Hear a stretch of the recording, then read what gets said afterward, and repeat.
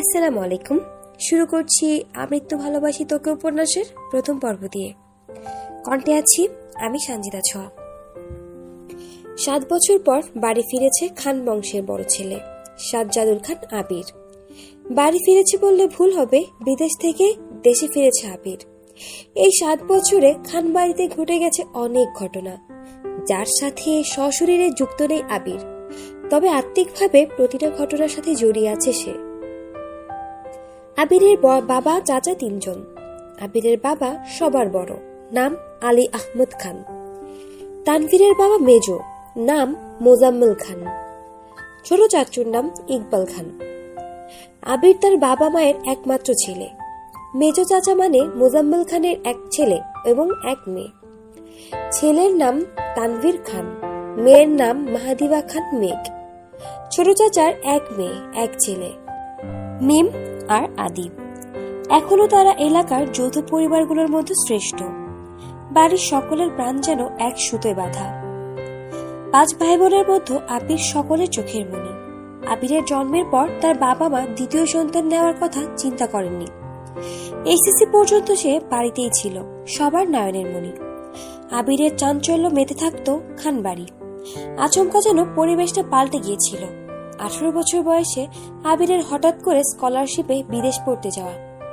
বাড়ির সকলের সাথে শারীরিকভাবে যেমন দূরত্ব বেড়েছিল, তেমনি দূরত্ব বেড়েছে মানসিকতার। 7 বছর পূর্বের আবিরের সাথে বর্তমান আবিরের আকাশ পাতাল পার্থক্য। দেখেও যেন চেনার উপায় নেই। 6 ফুট লম্বা ছেলেটা, গায়ের রং শ্যামলা, গাল ভর্তি ছাপদাড়ি, চুলের স্টাইল কোনো নায়কের থেকে কম না। তার ফ্যাশন আর লুকে যে কোনো মেয়ে এক দেখাতেই প্রেমে পড়তে বাধ্য। প্লেনে বসে আবির অবলীলায় ভেবে যাচ্ছে অতীতের ফেলে আসা স্মৃতিগুলো। সেই চাঞ্চল্যকর মুহূর্তগুলো এখন শুধু স্মৃতির পাতায়। মাকে রেখে এসেছিল সেই যৌবনের প্রথম দিকে, যখন তার বয়স ছিল মাত্র 18। সেই সময়ে মাই ছিল তার একমাত্র বন্ধু। আজ সে 24 বছরের যুবক। কতগুলো বছরের একটা দিনও বাদ যায়নি যে দিনে মায়ের সাথে ফোনে কথা হয়নি। বাড়ির সকলের সাথে মোটামুটি কথা বলার চেষ্টা করেছে। ছোটবেলার স্মৃতিগুলো ভাবতে ভাবতে নিজের দেশে পৌঁছে গিয়েছে আবির। এয়ারপোর্টে আবিরের বাবা আলী আহমদ খান আর তানভীর দাঁড়িয়ে আছে। তানভীর সম্পর্কে তার চাচাতো ভাই আর বয়সে 2 বছরের ছোট, কিন্তু দুজনের বেস্ট ফ্রেন্ড আর কলিজার বন্ধু। তানভীর আবিরকে দেখেই দৌড়ে এসে জড়িয়ে ধরল।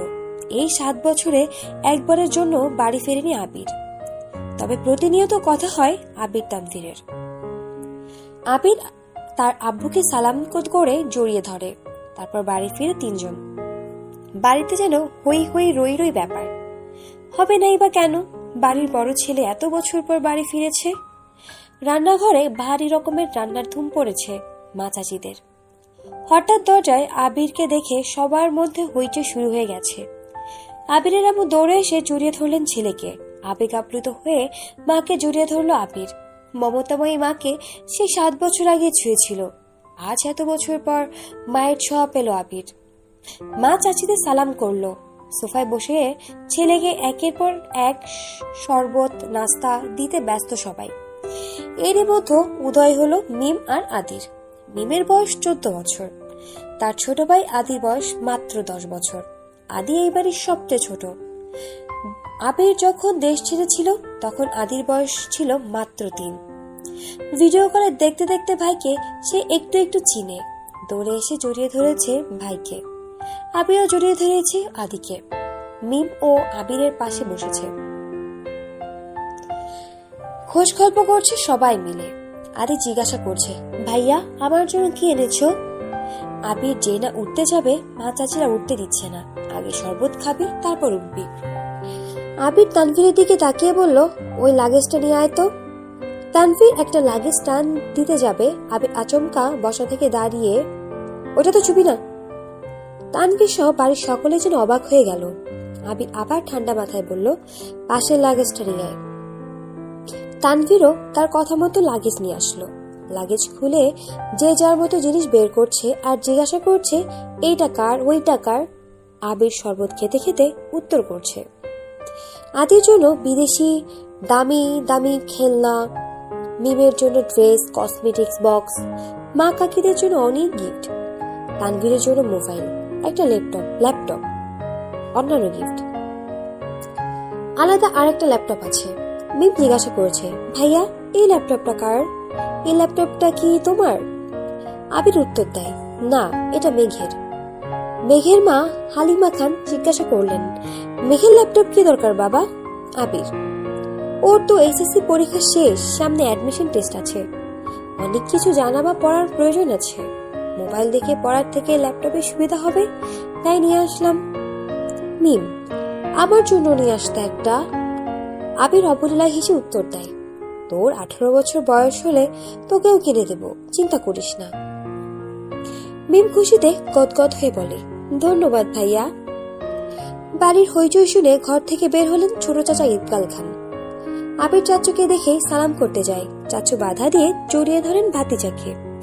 ইকবাল খান বাড়ির সকলের দিকে এক পলক তাকিয়ে নরম স্বরে বললেন, এতদিনে এই বাড়িটা পরিপূর্ণ হলো। ইকবাল খানের জন্য আনা উপহার আবির নিজের হাতেই চাচুকে দিল। বাকিদের জিনিসগুলো একটা একটা করে দিল আবির। মেজ চাচু মানে মুজাম্মেল খান বাসায় নেই, তাই ওনার জন্য আনা গিফট যত্ন করে রেখে দিল আবির। লাগেজ পড়ে আছে, একটা বক্স যেটা র্যাপিং পেপারে মোড়ানো, আর একটা শপিং ব্যাগ। আদি জিজ্ঞাসা করলো, ভাইয়া ওইটা কার? আবির ল্যাপটপের পাশে বক্স আর শপিং ব্যাগটা রেখে উত্তর করলো, এগুলো মেঘকে দিয়ে দিও, আমি রুমে যাচ্ছি।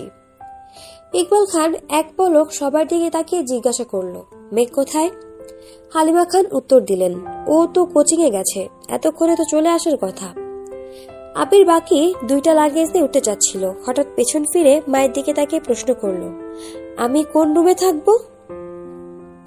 ছেলের এমন প্রশ্নের জন্য মা মালিহা খান হতভম্ব হয়ে পড়লেন।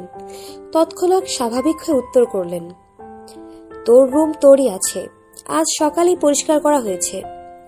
আবির কোনো কথা না বলে দুই লাগেজ নিয়ে উঠতে গেলে তানভীর এগিয়ে আসে, আমায় দাও, আমি নিয়ে যাচ্ছি। আবির একটা লাগেজ তানভীরের দিকে এগিয়ে দেয়, নিজে আর একটা লাগেজ সযত্নে নিয়ে সিঁড়িতে উপরে উঠতে থাকে। ততক্ষণে দরজায় এসে উপস্থিত হয় এই বাড়ির বড় মেয়ে মাহাদিবা খান মেঘ।